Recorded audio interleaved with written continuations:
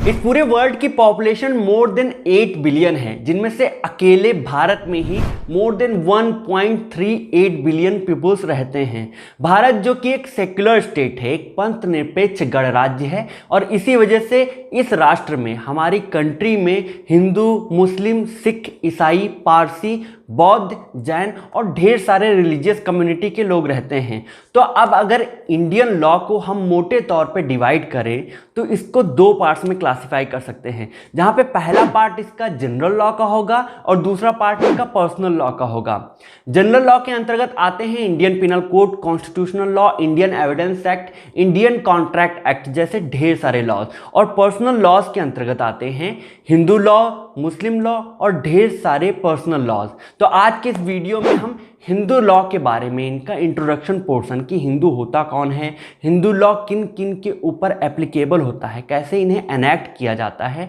और इन कोड के अंतर्गत हिंदुओं को कैसे रिकॉग्नाइज किया गया है, इन सब के बारे में बात करने वाले हैं। तो बिना किसी अनावश्यक भूमिका के चलिए आराम से प्रारंभ करते हैं।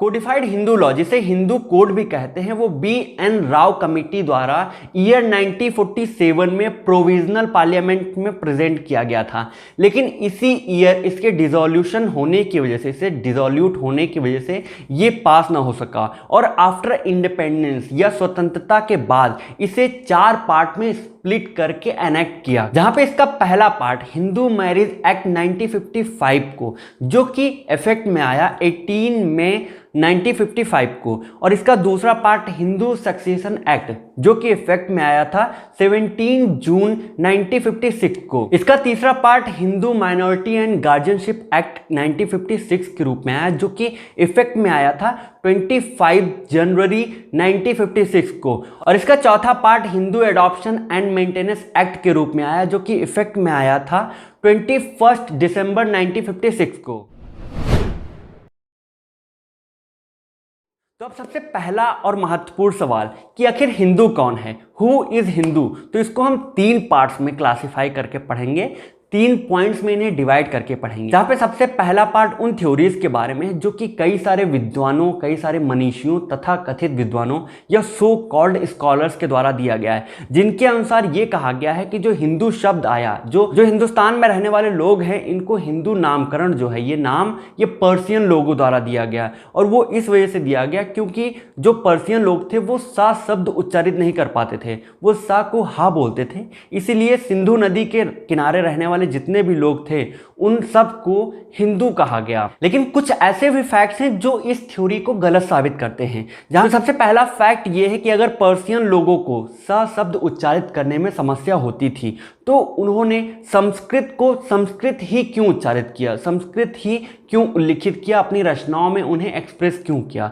उसे हमस्कृत क्यों नहीं कहा। इसके बारे में दूसरा फैक्ट ये है कि जो हिंदू कुश पर्वत है वो तो सिंधु नदी से बहुत दूर है, सिंधु नदी के किनारे नहीं है, और सिंधु नदी से उसका दूर दूर तक कोई वास्ता नहीं है, फिर भी उसका नाम हिंदू कुश पर्वत क्यों पड़ा। और तीसरा और सबसे महत्वपूर्ण फैक्ट ये है कि पर्शियन लोगों के हिंदू शब्द, हिंदू नामकरण करने के पूर्व भी भारतीय शास्त्रों में, जो प्राचीन शास्त्र हैं, उनमें बहुत पूर्व में ही हिंदुस्तान शब्द उल्लेख किया गया है। उनको कई सारे पुराणों में, कई सारे पुस्तकों में, रचनाओं में, शास्त्रों में हिंदुस्तान शब्द उल्लेख है, स्पष्ट रूप से उन्हें उल्लिखित किया गया है। और अब हम आते हैं अपने दूसरे पॉइंट या इसके दूसरे पार्ट पे, जिसके अनुसार ये कहा जाता है कि जो हिंदू नामकरण है, हिंदू शब्द है, ये हमारे प्राचीन शास्त्रों द्वारा बहुत पहले से इन्हें उपयोग किया जाता है, ये उनमें पहले से उल्लिखित हैं। अर्थात ये जो हमारा नाम है हिंदू, ये किसी के द्वारा, किसी अन्य के द्वारा, विदेशी के द्वारा नहीं दिया गया है। जैसे अगर बात की जाए तो हमारे भारतीय शास्त्र जैसे बृहस्पति, कालिका पुराण, गरुड़ पुराण, वायु पुराण, भविष्य पुराण, रामकोश, मेदिनी कोश, शब्द कल्पद्रुम और इसके अलावा पारिजात हरण नाटक में स्पष्ट रूप से हिंदुस्तान शब्द उपयोग किया गया है। और इस वजह से कई सारे विद्वान ये मानते हैं कि जो पहली थ्योरी है जिसके अनुसार पर्शियन लोगों ने हिंदुस्तान वालों को हिंदू नाम दिया, इसे पूरी तरह से गलत माना गया है।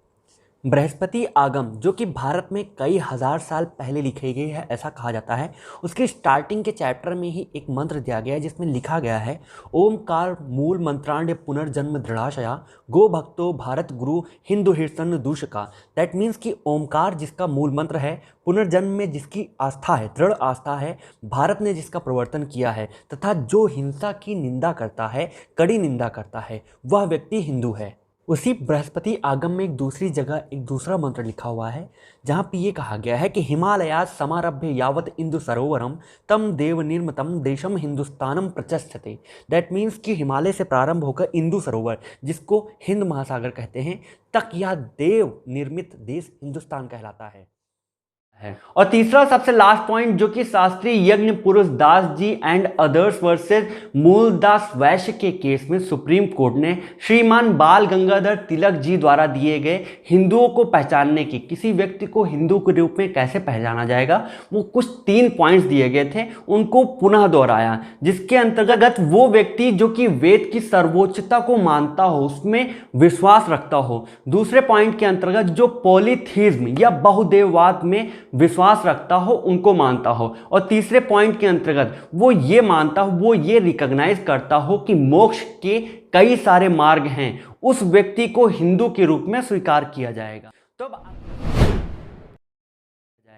तो अब अगला महत्वपूर्ण प्रश्न जो कि पहले प्रश्न से मिलता जुलता है कि हिंदू जो कोड है, जो हिंदू लॉ है, वो किनके ऊपर अप्लाई होता है। तो इसके बारे में दिया गया है section 2 of Hindu marriage act 1955 और Hindu succession act 1956, Hindu adoption and maintenance act और section 3 of Hindu minority and guardianship act 1956। तो इसमें दिए गए प्रोविजंस के अकॉर्डिंग इसमें 2 तरह के लोग आते हैं जिनके ऊपर ये हिंदू लॉ अप्लाई होता है। जहां पे सबसे पहले कैटेगरी में वो लोग आते हैं जिनको हम हिंदू बाय रिलीजन के नाम से जानते हैं, और दूसरे के अंतर्गत वो लोग आएंगे जिनको हम हिंदू बाय बर्थ के नाम से जानेंगे। अब हिंदू बाय रिलीजन को भी हम 2 पार्ट्स में क्लासिफाई कर सकते हैं, जहां पे सबसे पहला पार्ट इनका आएगा फॉलोअर्स ऑफ हिंदुइज्म, जिसके अंतर्गत वो लोग आते हैं जो कि हिंदुइज्म में पूरी तरह से बिलीफ रखते हैं, उसमें आस्था रखते हैं, उसके सारे कस्टम्स, उसके सारे ट्रेडिशंस को मानते हैं, उनको फॉलो करते हैं।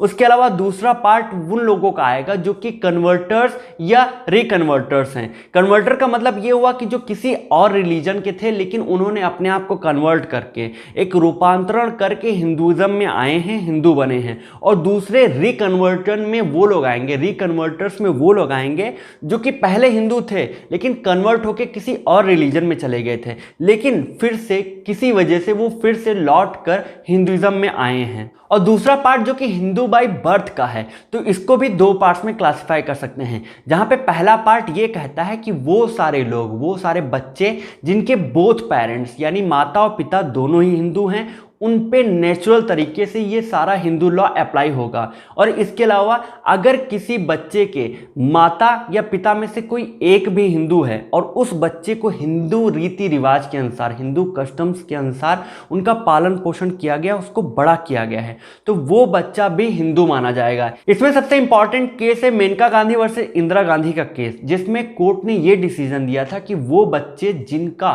पालन पोषण और जिनको हिंदू रीति रिवाज के अनुसार बड़ा किया गया, जो कि हिंदू वाले एनवायरनमेंट में पढ़कर बढ़कर बड़े हुए हैं, उनको हिंदू ही माना जाएगा। हिंदू मैरिज एक्ट 1955 के सेक्शन 2 के क्लॉज 2 में यह प्रोविजन दिया गया है कि इसके अंतर्गत दिए गए प्रोविजंस किसी भी शेड्यूल्ड ट्राइब्स के ऊपर एप्लीकेबल नहीं होंगे। ये उन्हीं कंडीशन में एप्लीकेबल होंगे जहां पे सेंट्रल गवर्नमेंट नोटिफिकेशन द्वारा एक ऑफिशियल गैजेट में नोटिफिकेशन दे के ऐसा कुछ करने की अपनी मंशा जाहिर करे या इनको एनेक्ट करे, तभी ये सारे जो प्रोविजन होंगे वो उस शेड्यूल्ड ट्राइब्स पे एप्लीकेबल माने जाएंगे। इसके अलावा सबसे लास्ट पॉइंट जो कि ये है कि अगर कोई व्यक्ति एथिस्ट है और वो सारे रिलीजन्स में विश्वास रखता है, उनको मानता है, उनको प्रॉपर सम्मान देता है, उनका आदर करता है, तो उस व्यक्ति पर भी हिंदू लॉ अप्लाई होगा। तो ये था हिंदू लॉ के बारे में इंट्रोडक्शन पोर्शन, जिसके अंतर्गत हमने बात की